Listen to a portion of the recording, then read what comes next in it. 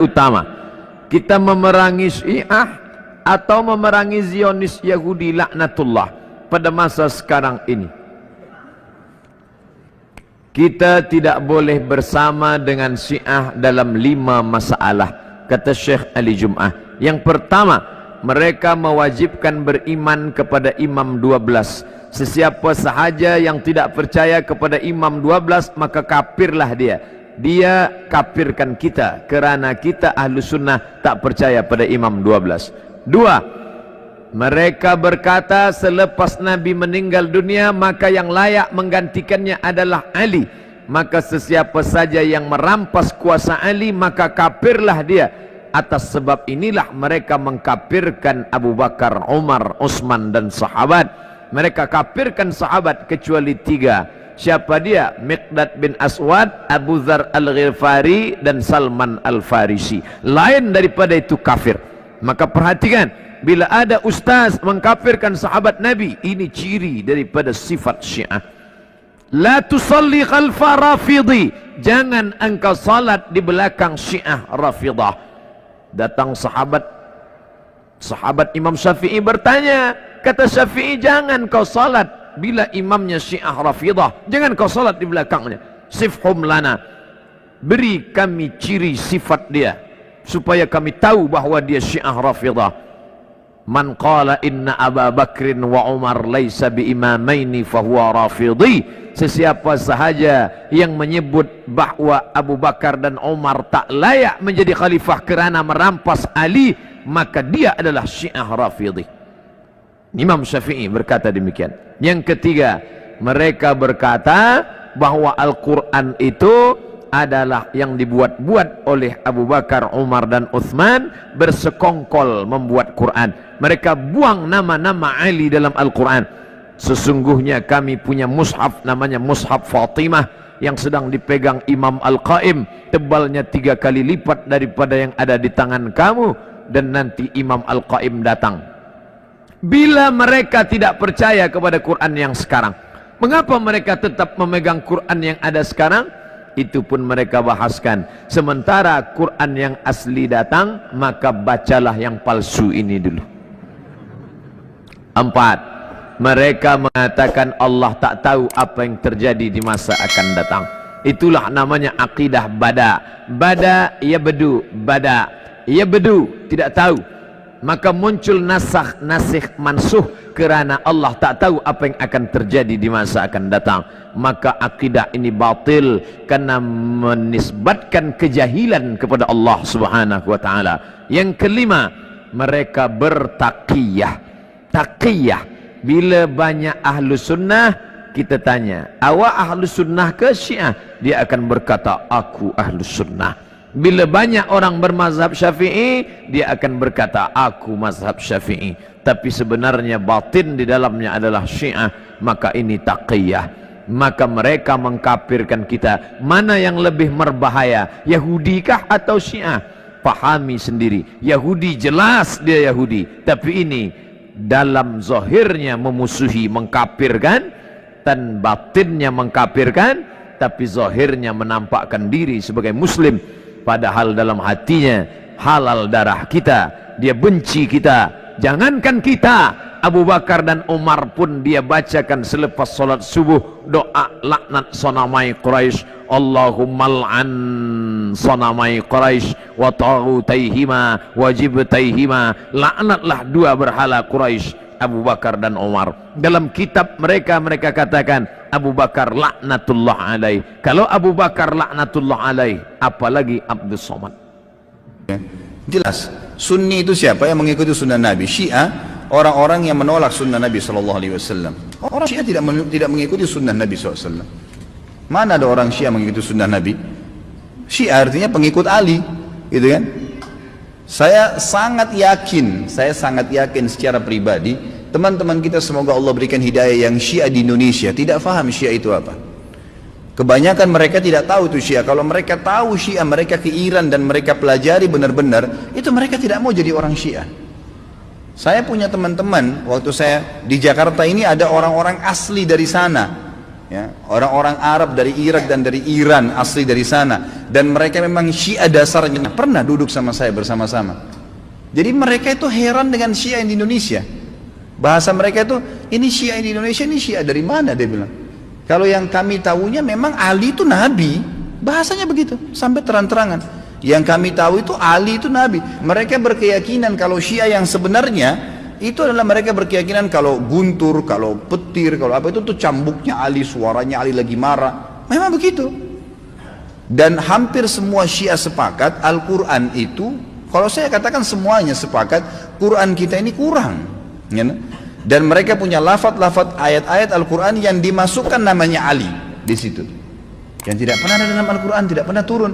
Allah mengatakan dalam Al-Quran, Inna nazzalna dzikra wa inna lahu lahafidhun, kami turunkan Quran dan kami akan menjaganya. Mereka tidak mengatakan tidak, ada 19 juz yang tersembunyi. Tapi kalau anda bergabung sama orang-orang Syiah dan mengatakan bahwasanya saya saya melihat Syiah itu begini, katanya Quran kurang, dia bilang tidak.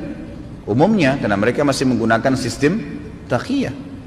Coba lihat apa yang terjadi pada saat Syiah sudah mulai berkuasa. Anda harus faham ya, orang-orang Syiah menganggap anda semua ini ahli sunnah kafir, dalahnya halal. Mau lihat buktinya? Apa yang mereka lakukan di Irak? Mereka menggantung Saddam, membunuh umat Islam ribuan di Irak. Semua yang berpaham sunni dihancurin, dibunuh. Dan bukan cuma dibunuh, masjidnya dirusak. Coba kita balik kasusnya. Adakah orang sunni yang membakar masjidnya orang Syiah? Adakah orang sunni yang memukul orang Syiah? Gak pernah. Kecuali kalau dia diserang ya, gak pernah. Tetangga di Madinah itu, saya tahu 7 tahun saya tinggal di Madinah, ada penduduk asli Madinah yang orang-orang Syiah, gak pernah digangguin tuh. Sama pemerintah Saudi dikasih warga negara, dikasih fasilitas, coba didakwai. Tapi kalau orang Syiah berbeda, kapan mereka berkuasa pastikan darah antum halal. Emang sudah begitu. Di Irak itu bukti. Di Syria itu 225.000 orang Sunni dibunuh karena mereka anggap itu ibadah. Ini bukan main-main ini, gitu kan? Bukan main-main. Dan mereka pada saat melihat di dua negara ini berhasil di Irak. Irak sekarang itu cuma kedoknya namanya Irak, tapi dia sudah bagian dari Iran. Ya, sudah bagian dari Iran. Kemudian mereka berhasil lagi di Syria. Sampai sekarang Bashar belum berhasil dikalahkan oleh pasukan mujahidin di sana. Mereka masuk lagi ke Yaman. Yaman ini sudah mendekati, sudah masuk ke Jazirah Arab. Pada saat mereka masuk ke Yaman, mereka melakukan hal yang sama. Mereka sebarkan isu, subhanallah, di Indonesia hari-hari sekarang ini mereka lakukan hal yang sama. Apa yang mereka lakukan? Lemparin isu ke pemerintah Yaman waktu itu, kalau orang-orang yang berfaham sunni ini teroris, fahamnya radikal, keras, dan seterusnya. Seperti itu. Lalu pemerintahnya buat apa? Bersama-sama dengan kelompok Syiah ini untuk menyerang ahli sunnah. Itu yang terjadi. Pemerintahnya nggak sadar, gitu kan? Pemerintahnya nggak sadar. Setelah orang-orang Sunni, dai-dainya banyak yang ditangkapi, gitu kan? Apa yang terjadi? Pasukannya orang-orang Syiah menguasai pemerintahan dan akhirnya menguasai pemerintahan itu. Itu yang terjadi. Baru berapa hari berkuasa sudah dipasang pelang-pelangnya Khomeini, sudah pakai simbol-simbol Syiah semuanya. Halal darahnya ahli sunnah. Ini pemahaman Islam dari mana ini? Pemahaman dari Islam dari mana membunuh seorang muslim? Nggak mungkin, gitu kan? Sekali lagi ya, orang-orang Sunni tidak membunuh orang-orang Syiah kecuali memang mereka melakukan kerusakan. Mereka tinggal di tengah-tengah umat muslimin, gitu kan? Dianggap bagian dari umat Islam, didakwahin. Orang yang sesat harus didakwahin, gitu kan pemahamannya. Ya, jadi jelas sekali. Nah sekarang ternyata orang-orang Huthiyin, istilahnya Huthi itu, orang-orang Syiah yang dari Iran, mereka masuk ke Yaman dan mereka membantai kaum muslimin di sana. Mereka bilang apa? Musim haji ini kami akan serang Mekah. Mendengar statement tersebut, kira-kira apa yang dilakukan oleh Raja Salman? Beliau ambil keputusan, ini orang sudah gila nih. Mereka pernah melakukan beberapa tahun yang lalu, kurang lebih 30 atau 40 tahun yang lalu, orang-orang Syiah pernah masuk dari wilayah Persia di Iran dan mereka membantai jemaah haji. Sampai dikatakan pada saat itu darah ya di daerah Ka'bah itu sampai ke betis. Mereka anggap halal ahli sunnah itu. Jadi ini berbahaya. Pemahaman dari mana ini? Islam dari mana ini? Gitu kan? Nggak ada Islam.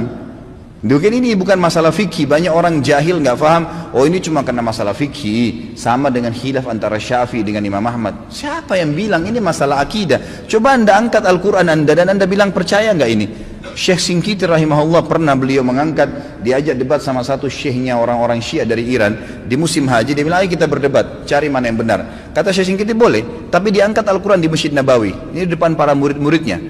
Nih, saya angkat. Kalian percaya nggak Quran ini? Supaya kalau kita berselisih bisa kembali ke sini. Apa kata syekhnya? Saya nggak percaya. Kata Syekh Singkiti, kalau kita nggak usah berdebat. Untuk apa berdebat? Nggak ada rujukan. Karena mereka anggap Quran ini kurang. Bayangkan Quran kitabullah yang kita jadikan sebagai asas yang kita pertama dianggap tidak benar, bagaimana itu? Dan terlepas daripada itu, saya sudah pernah bawakan buku apa itu Syiah, jelas sekali kok, gitu kan? Jelas sekali Syiah itu siapa, dibentuk oleh Abdullah bin Sabah, orang Yahudi, dan bukan dari kaum muslimin, orang-orang yang memukul-mukul dirinya sampai berdarah-darah dengan alasan mengatakan Husain. Siapa di antara ahli sunnah yang mengkafirkan Ali bin Abi Thalib radhiyallahu anhu? Ada? Gak ada. Kita mengatakan Ali radhiyallahu anhu, sahabat Nabi yang mulia. Semua orang ahli sunnah mencintai Ali karena kita faham hadis Nabi SAW tentang siapa yang mencintai Ali berarti bagian daripada iman, gitu kan? Jelas. Insya Allah nanti di tablik akbar yang ke depan, yang keempat nanti setelah kita bahas yang lalu Utsman bin Affan, kita akan bahas Ali bin Abi Thalib. Anda akan banyak dengar tentang bagaimana kedudukan ahli sunnah dalam menghadapi Ali radhiyallahu anhu, menilai Ali sahabat Nabi yang mulia. Sedangkan yang terjadi antara Ali sama Aisyah saja di perang Jamal, perang Unta yang terjadi di perang Siffin dengan Muawiyah, tetap ahli sunnah mengatakan Ali dalam keadaan benar dan terjadi fitnah di antara mereka, gitu kan? Terjadi fitnah di antara mereka, dan itu memang ada bahasan sendiri tentunya. Jadi ahli sunnah tidak ada yang mengkafirkan sahabat, tidak ada yang mengatakan Quran kurang, tidak pernah mau memerangi orang-orang yang mengatakan dirinya Syiah, gitu kan? Didakwai. Tapi kalau kita balik orang Syiah, mengkafirkan sahabat Aisyah, Abu Bakar, mengatakan Quran kurang, menghalalkan darahnya kaum muslimin dari ahli sunnah. Dan fakta lapangannya ada, ratusan ribu orang dibunuh di negeri Syam, di Syria, di Irak, sekarang masuk ke Yaman. Ya wajar saja gitu kan, keputusan yang diambil oleh pemimpin Saudi sekarang membawa nama kaum muslimin ini berbahaya, akan membantai umat Islam, nanti akan membuat masalah, maka diseranglah, gitu kan. Dan sekarang sudah fatwa disepakati oleh para ulama sunni, ahli sunnah di dunia, Allah alam Indonesia. Karena saya lihat satu-satunya negara yang tidak ikut Indonesia saja. Malaysia pun sudah ikut sekarang, gitu kan. Melihat ini adalah memang jihad di jalan Allah Subhanahu wa taala. Karena ini orang-orang yang bugat, orang yang membuat kerusakan di muka bumi, nggak boleh dibiarin. Nggak boleh dibiarin, memang sudah begitu. Saya tidak mengatakan teman-teman di Indonesia ayo kita perangi Syiah, tidak saudaraku. Dakwahi mereka, dakwai, doain semoga dapat hidayah, gitu kan. Karena banyak di antara mereka subhanallah akhirnya sadar, akhirnya tahu bahwasanya itu mana benar dan mana salah. Banyak sekali kasus berhubungan dengan masalah ini. Jadi Allah alam, saya sudah sampaikan bagaimana pendapat ulama di sini dan bukan pendapat saya pribadi, dan saya juga sudah jelaskan sebab daripada penyerangan dari kerajaan Saudi sekarang ke negeri Yaman. Itu Rafadhah namanya. Itu Mas. Oh begitu ditolak, orangnya namanya Rafid. Jamaknya Rafidhiyun. Kenapa disebut dengan Rafidhiyun? Karena mereka menolak keabsahan Khalifah Abu Bakar, Umar dengan Utsman. Tolak oleh mereka, nggak benar. Karena mereka menolak semua riwayat yang datang dari klan-klan ini. Hadisnya salah, ininya salah, keyakinannya salah. Mereka punya klan sendiri. Maka kata Syekh Hashim, lihat, yasubbuna sayyidana Abu Bakrin radhiyallahu ta'ala anhu wa Umar bin Khattab radhiyallahu ta'ala anhu. Mereka kerjaannya seringkali mencela Abu Bakar dan Umar khususnya. Cela habis. Cela, semua yang salah. Anaknya Abu Bakar cela, pokoknya perlakuannya buruk gini. Hafsah anaknya Umar cela juga, nggak layak jadi istri Nabi. Bahkan disebut Nabi itu dijebak. Bagaimana Nabi bisa terjebak? Perempuan tidak baik, bagaimana Nabi bisa menikah dengan perempuan yang tidak baik? Ini kan akal kita aja menolaknya. Coba Anda bayangkan, tolong ya, pakai sedikitlah kecerdasan kita. Kita itu manusia, 90% akal kita itu, otak kita 90% cerdas, 5%-nya jenius. Lambat 5%, lambat itu bisa pindah naik. Tolong dari 90% pakai 1% aja. Masa iya Nabi ditipu sampai menikah dengan perempuan yang tidak baik? Bagaimana Allah bisa mengizinkan itu? Nabi kan maksum. Coba kita sadari dengan baik itu. Maka apa yang terjadi setelah itu? Dimunculkan ini semua. Kata Syekh Hashim, hati-hati dengan aliran ini. Wa yubaliguna hawa Sayyidina Ali bin Abi Thalib radhiyallahu ta'ala anhu. Dan mereka terlampau mengkultuskan Ali bin Abi Thalib. Kata beliau, kita menghormati Ali. Beliau keluarga Nabi, kita menyayanginya. Kita bersalat kepada Nabi dan keluarganya. Kita juga menyayangi Abu Bakar, disebutkan hadis-hadisnya.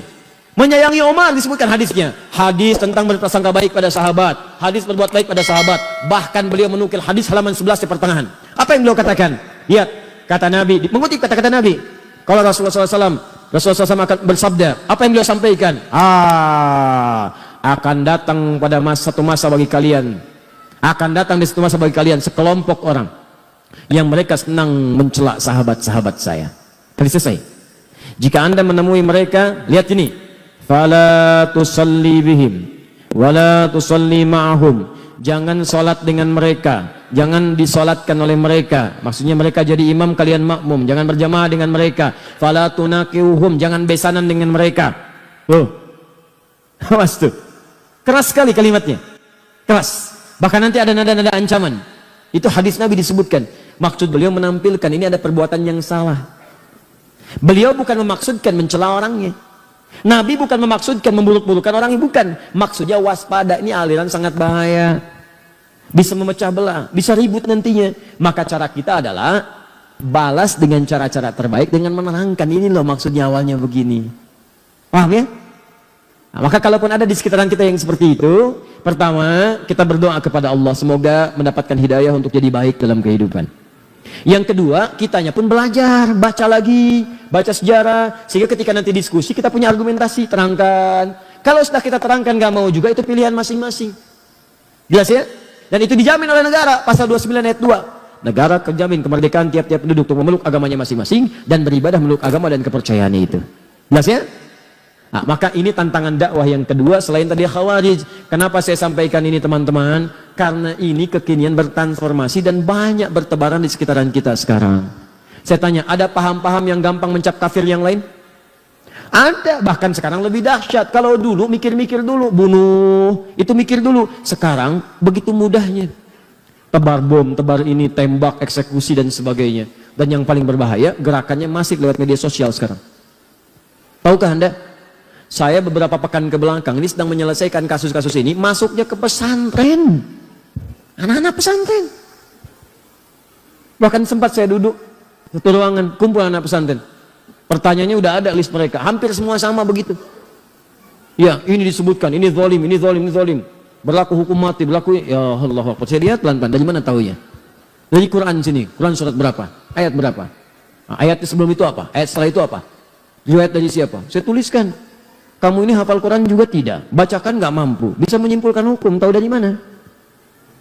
Saya terangkan nih, Qurannya nih, ini ayatnya begini, buka mushafnya, lihat mushafnya, halaman sekian, paling kanan sebelah bawah, lihat ini nih, sebelumnya ini, kaitannya dengan ayat yang ini, kaitan sebelumnya ayat yang ini, untuk menafsirkan ada namanya siyak, ada lihak, ada sibak. Ustaz apa itu lihak? Lihak itu bukan saudara kamu, lihak itu ini nih, siyak itu ini, terangkan. Setelah itu baru, oh, bukan oh, sawah itu. Perbaiki begini. Pelan-pelan berubah. Paham ya?